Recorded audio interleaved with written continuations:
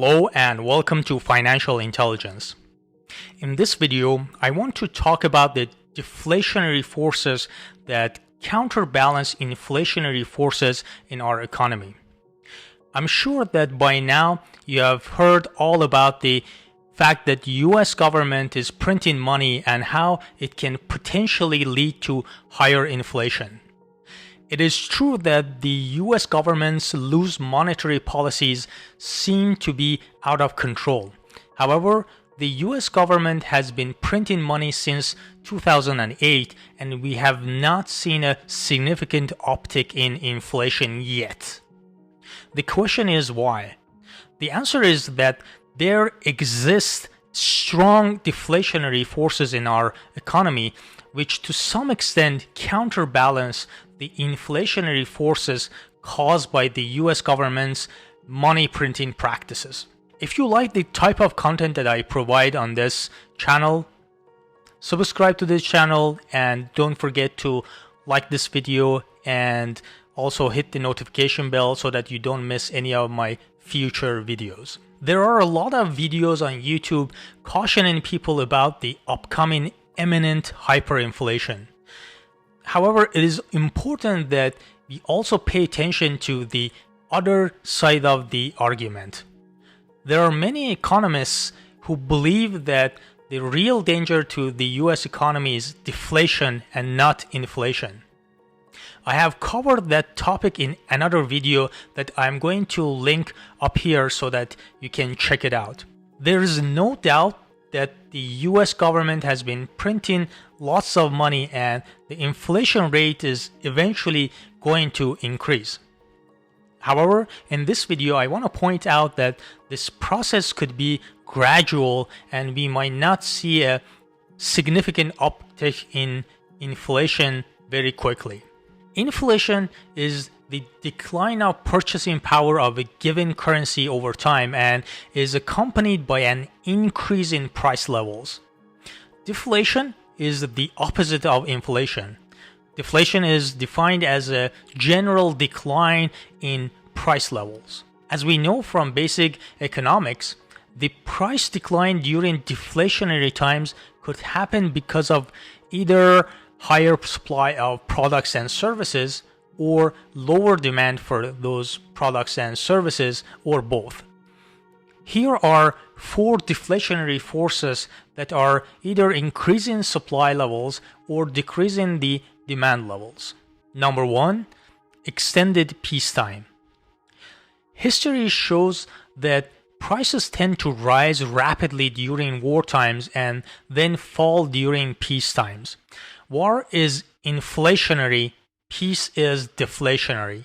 This is because peacetime leads to globalization with freer trade, which means more competitive global markets for labor, capital, goods, and services.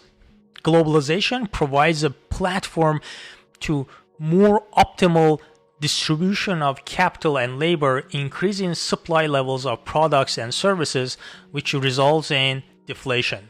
In contrast, wars create trade barriers that restrict global competition.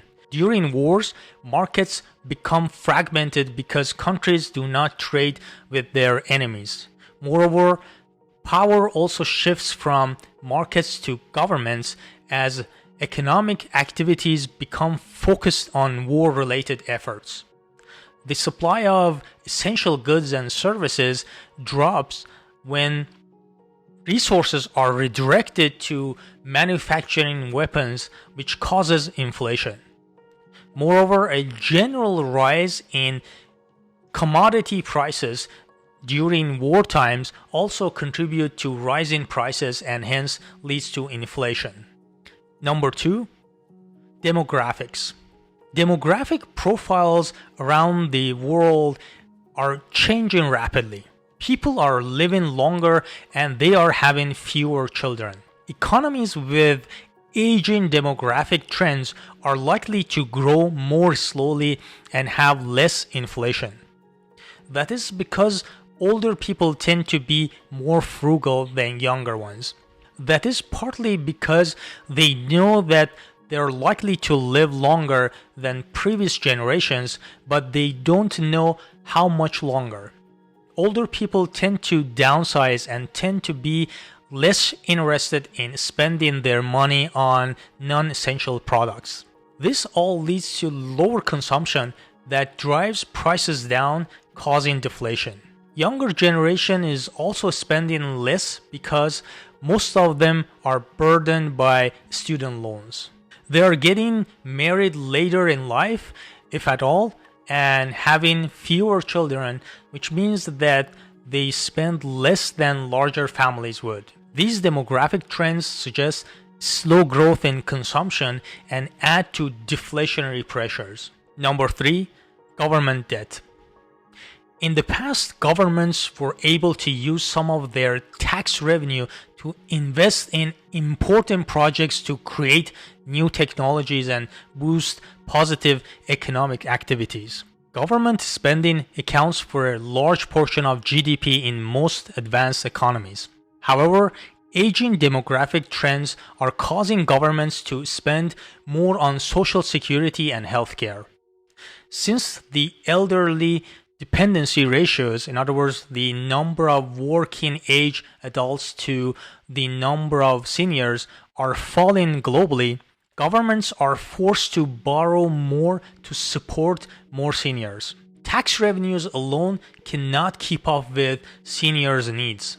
Debt accumulated for this purpose is going to weigh on economic growth rather than to stimulate it. Number 4, innovation and technology. Innovation and technology play a key role in reducing production costs and boosting productivity levels. Companies that can innovate on a regular basis ahead of their competitors can cut their costs, gain market share, and be sustainably more profitable than their competitors. Firms that do so gain a competitive advantage that allows them to have a higher profit margin for a while. However, this forces their competitors to innovate as well.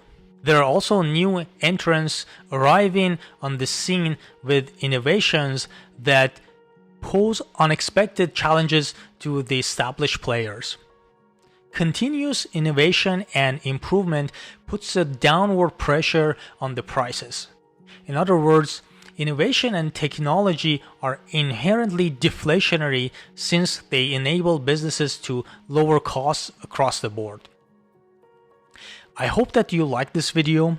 If you have any suggestion or recommendation, please add them in the comment section below. Don't forget to like this video and subscribe to this channel, and also hit the notification bell so that you don't miss any of my future videos. Thank you and take care.